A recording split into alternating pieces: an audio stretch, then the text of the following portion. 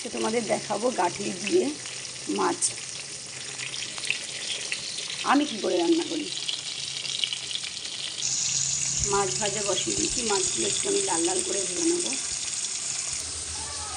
এদিকে দেখো গাঠি আর আলু ধুয়ে রেখে দিয়েছি।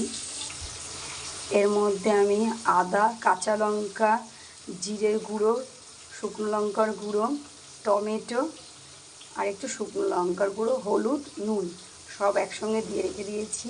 এটাকেই আমি বাটবো। এবার তেলের মধ্যে জিরে ফোড়ন দিয়ে দিলাম।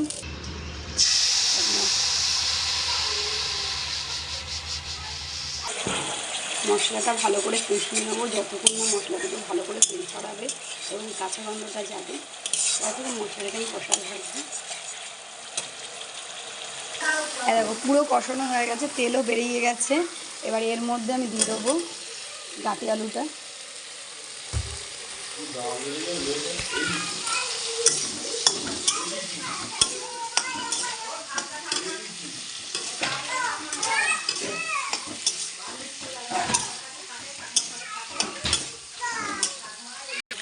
কষানো হয়ে গেছে, এবার জল দিয়ে দেবো আমরা।